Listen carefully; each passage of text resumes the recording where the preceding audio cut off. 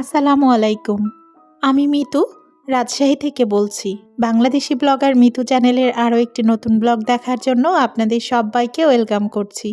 যে যেখান থেকে আমার আজকের ভিডিওটি দেখছেন, আশা করি আল্লাহর রহমতে সবাই ভালো আছেন, সুস্থ আছেন।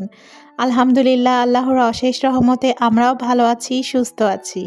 পবিত্র মাহে রমজানের শুভেচ্ছা জানিয়ে আজকের ব্লগটি শুরু করছি।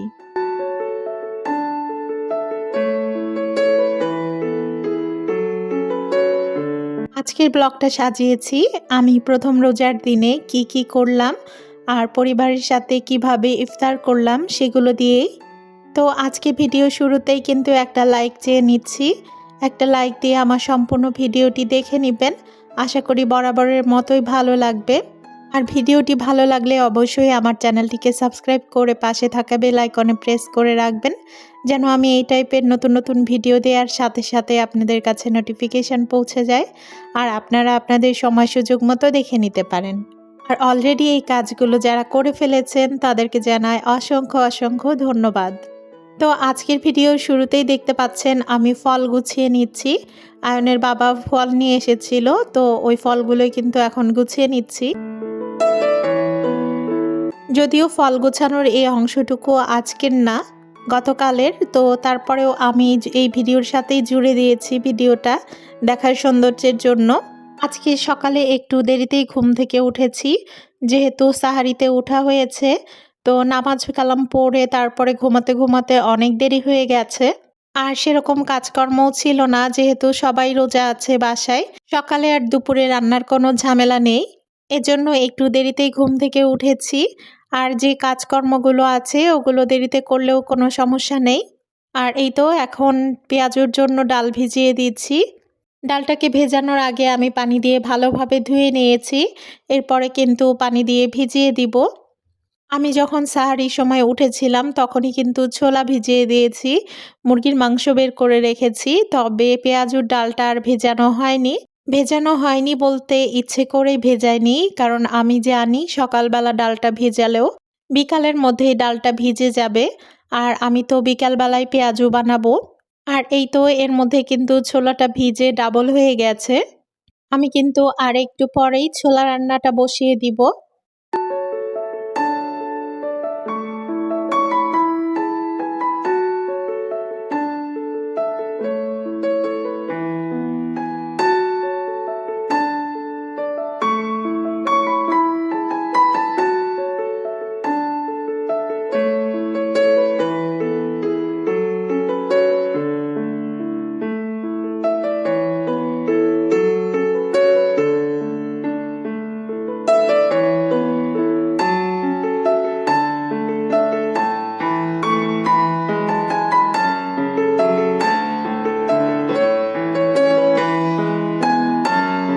এর মধ্যে কিচেনের যে কাজগুলো ছিল ওই কাজগুলো সেরে আমি আমার বেডরুমে চলে এসেছি।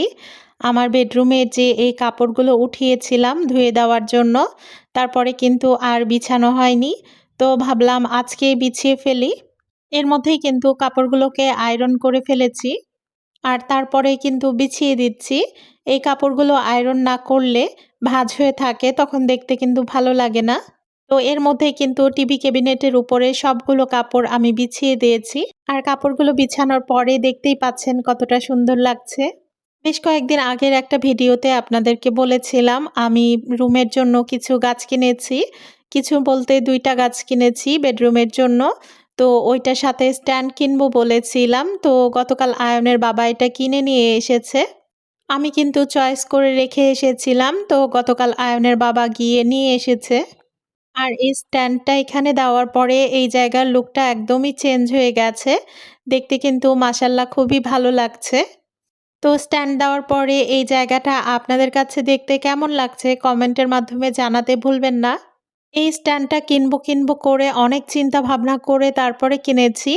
আসলে আমি বাসায় কোনো কিছু কেনার আগে অনেক চিন্তা ভাবনা করি। আসলেও এই জিনিসগুলো এখানে ভালো লাগবে কিনা, এই জিনিস এখানে রাখলে ঝামেলা হবে কিনা কোনো, এগুলো ভেবে চিন্তে তারপরে জিনিসগুলো কিনি। তো এর মধ্যেই কিন্তু আমি আবারও কিচেনে চলে এসেছি।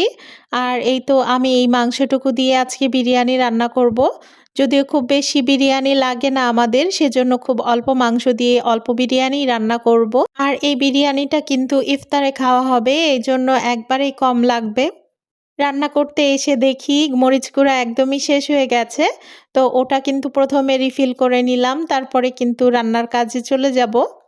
চুলায় কিন্তু আমি ছোলা সেদ্ধ বসিয়ে দিয়েছি। আর এর মধ্যে কিন্তু ছোলা সেদ্ধ হয়েও গিয়েছে।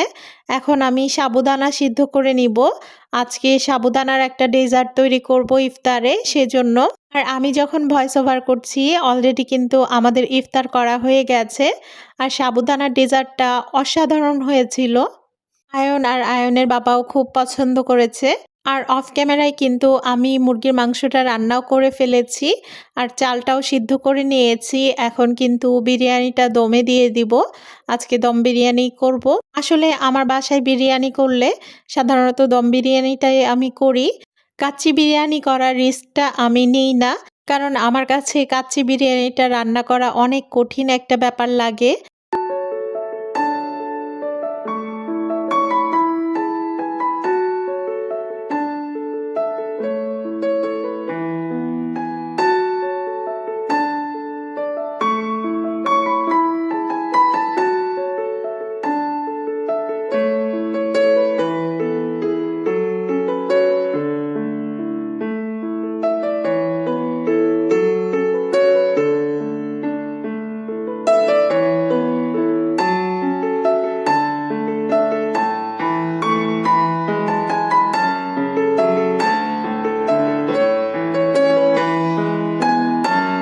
বিরিয়ানিটা কিন্তু আমি দুপুরের দিকেই রান্না করে ফেলেছি।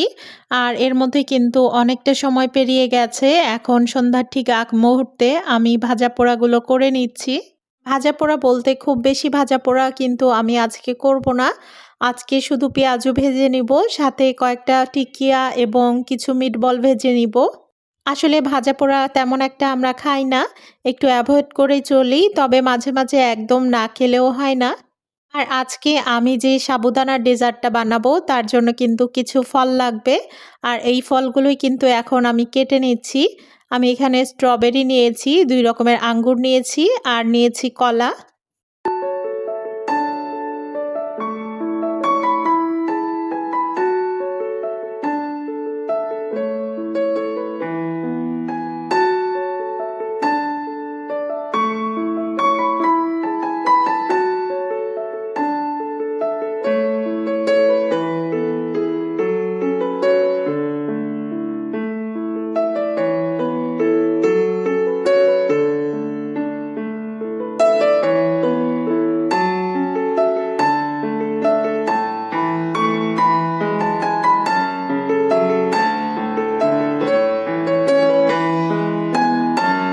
তো এর মধ্যেই কিন্তু আমার সব কাজ প্রায় শেষ। আর ইফতারেরও বেশি সময় বাকি নেই, তাই কিন্তু আমি টেবিলটা গুছিয়ে নিব। আমি কিন্তু আগে থেকেই প্লেট, বাটি, গ্লাস এগুলো রেডি করে রেখেছিলাম টেবিলে। এখন শুধু যার, যার জায়গা মতো দিয়ে দিব। আর এরপরে কিন্তু প্লেটে ইফতার সাজিয়ে দিব। আমি কিন্তু এর মধ্যে অফ ক্যামেরায় অনেক কাজই করেছি, তবে সেগুলো কিন্তু আর আপনাদের সাথে শেয়ার করা হয়নি। সবকিছু শেয়ার করতে গেলে দেখা যাচ্ছে ভিডিওটা অনেক বড় হয়ে যাবে আর আপনাদেরও দেখতে ভালো লাগবে না। আসলে আমরা যারা লাইফস্টাইল ব্লগগুলো করি তারা কিন্তু সব আপনাদেরকে দেখাতে পারি না। কারণ সারাদিনের সমস্ত কাজ মিলিয়ে আপনাদেরকে ১০-১২ মিনিটের মধ্যেই দেখাতে হয়। আর এত কিছু দেখাতে গেলে কিন্তু ভিডিওটা অনেক বড় হয়ে যাবে। তো আমি কিন্তু এখন সাবুদানার ডেজার্টটা সাজিয়ে নিচ্ছি পরিবেশন করার জন্য।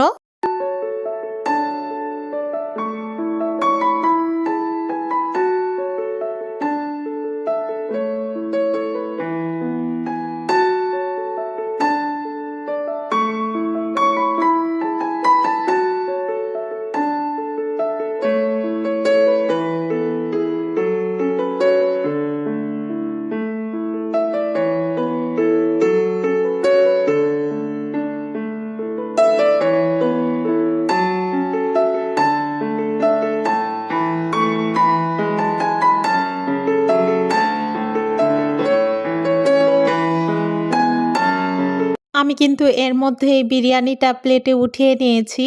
এরপর কিন্তু ভাজাভুজি এবং ফল দিয়ে প্লেটটা সাজিয়ে নিচ্ছি। দেখার সৌন্দর্য বেড়ে গেলে খাওয়ার ইচ্ছেও কিন্তু বেড়ে যায়। আর সেজন্যই কিন্তু আমি সাজিয়ে পরিবেশন করছি। আর এভাবে সাজিয়ে গুছিয়ে পরিবেশন করাটা কিন্তু আমার মনে হয় সবাই পছন্দ করে। তো এর মধ্যে কিন্তু সবকিছু রেডি করে যার, যার জায়গা মতো প্লেটগুলো দিয়ে দিচ্ছি।